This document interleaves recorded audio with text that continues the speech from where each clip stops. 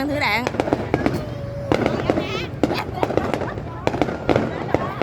Đẹp không Huy? Đẹp không Huy?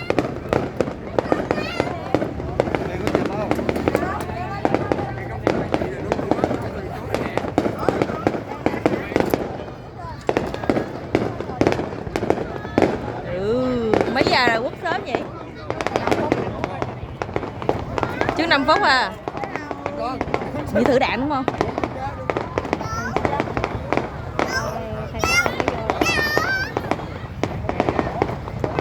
Đẹp không Thi? Đẹp không? Đẹp không? Đó.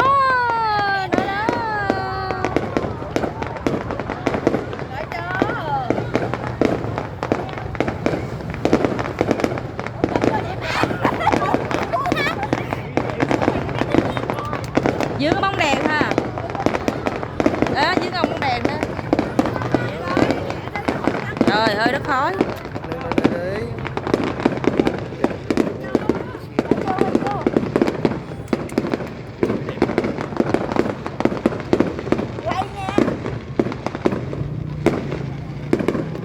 Trái tim.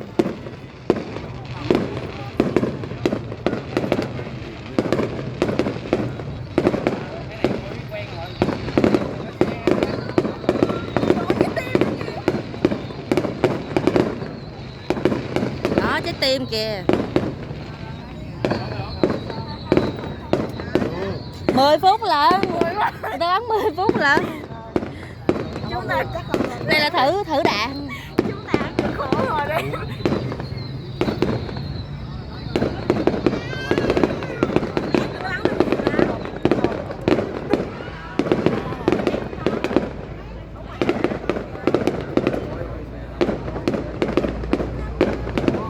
Đơn một em cơm, mỏi tay quá.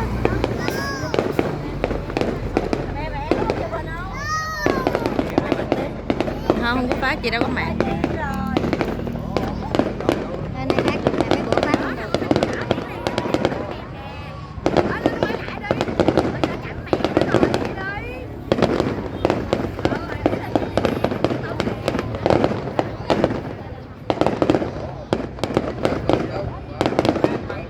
Quá khói luôn.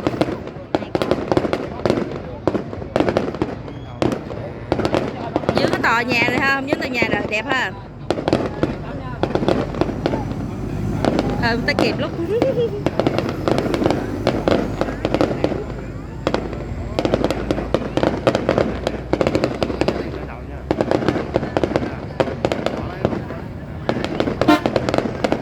Mấy ông đi xe khách tội à.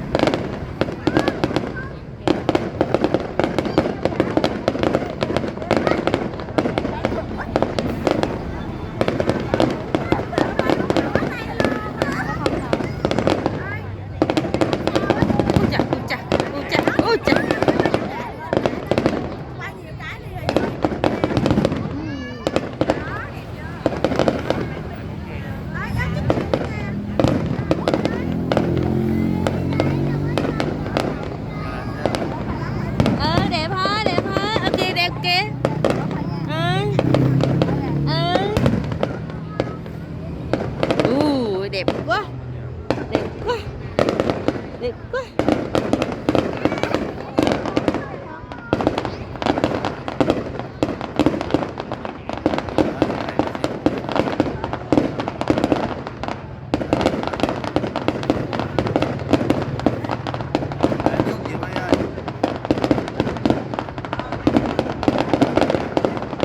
Sáng rực luôn.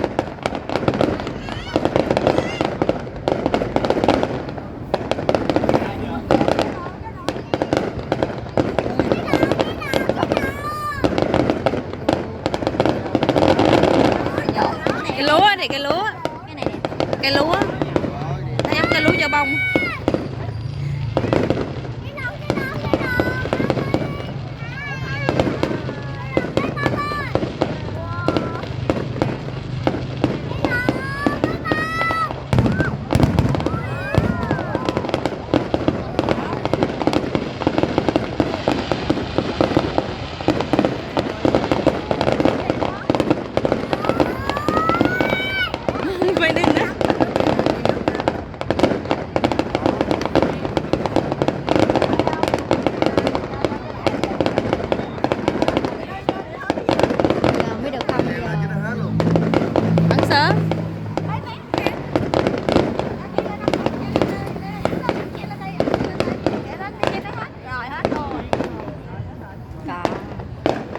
10 phút mà. 15 phút. 10 phút, như 10 phút. Cũng không có đọc nhưng mà biết bắn thôi. 15 phút. Mà 10 phút mà mình đi về. Chắc 10 giờ 12 giờ 10 hết. Bắn hết tiền vậy.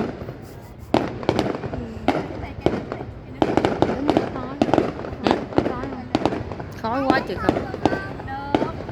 Mấy nhà gần gần đâu cũng mê đó. Tên sân thượng tôi đã coi được. Rất bay đồng. Rất đầy đồng. Đeo khẩu trang, đội nón bảo hiểm.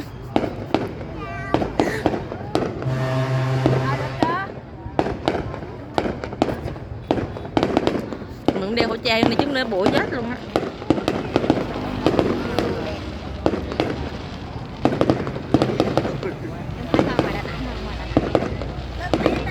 Ngoài coi đẹp nhiều.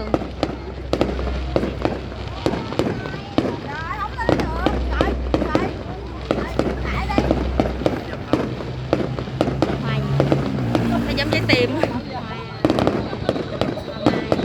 Cái này giống như đi tỏ tình vậy ha.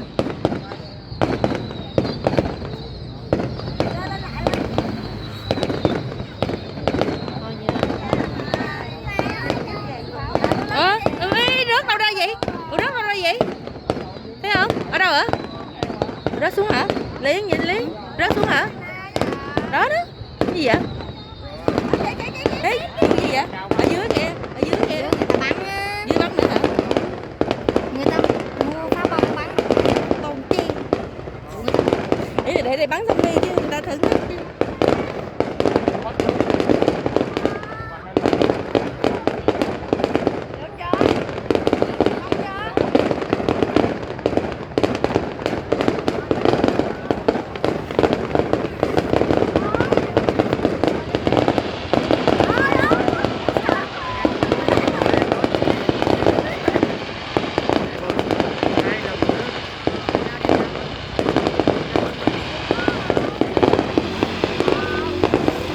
Rồi khói mịt mù luôn kìa. Để tự nó rõ. Có khói kìa, Liên ơi. Em cái nhà kìa.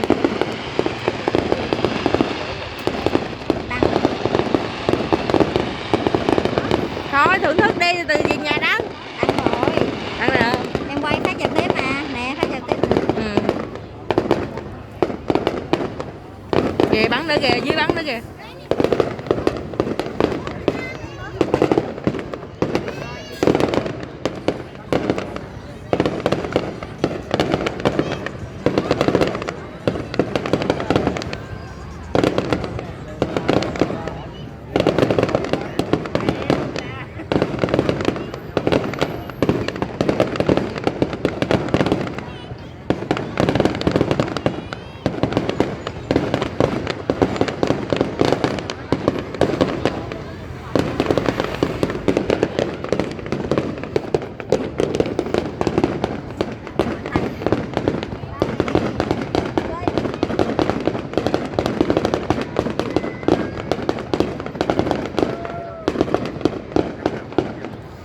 Gần 10 phút rồi đó. Chưa, còn mấy phát đại bác nữa. Còn mấy phát đại bác nữa mà. Nè chuẩn bị cao trào nè Liên. Chuẩn bị cao trào nè. Quay tiếp, quay tiếp. Hỏi tay.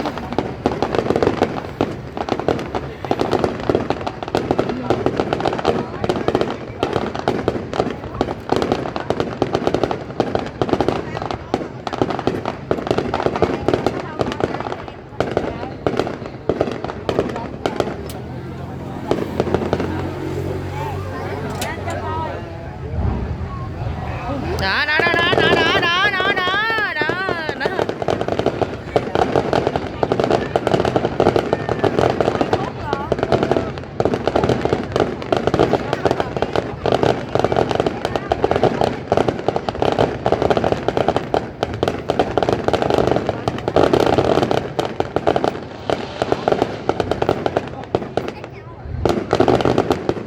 Có cái bay theo cái bay không? Thấy cái bay không?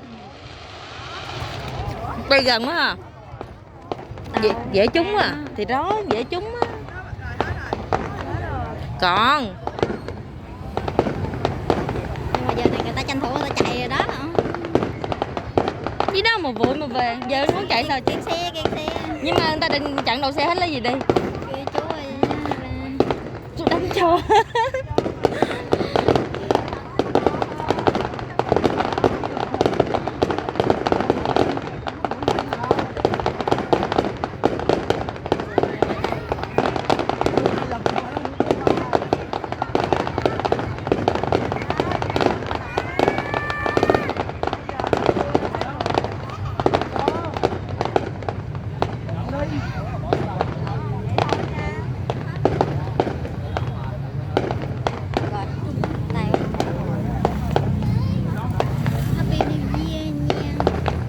Tính ngày mai đi đâu?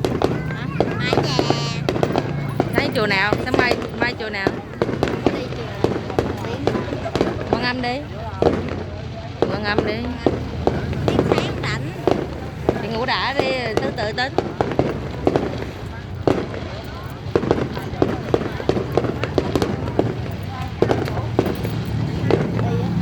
Đi hả?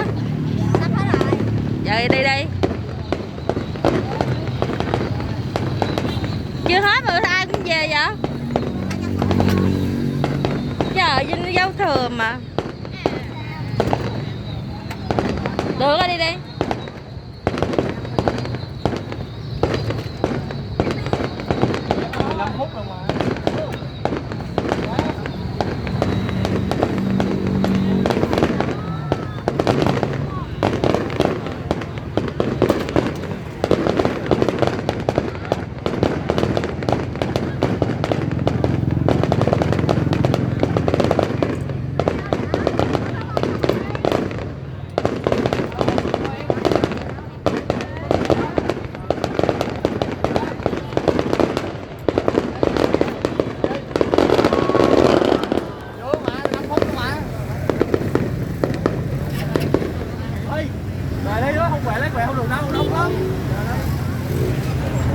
Thôi, từ từ về.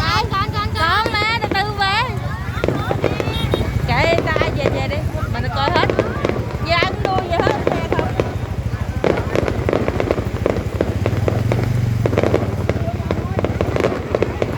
Coi cho tàn tiền chứ nghĩ sao hả?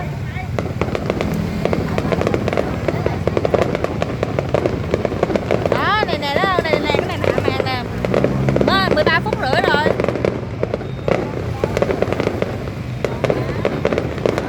Đẹp chưa? Đẹp không con? Anh ơi, đẹp không? Đẹp không?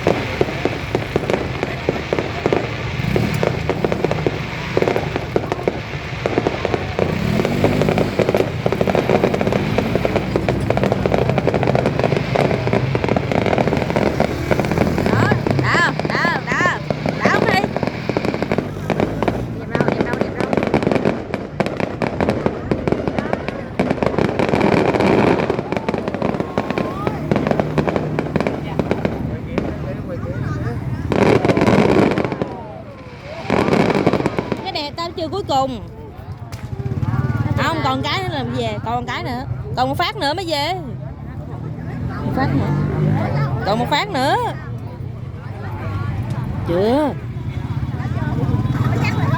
hết chưa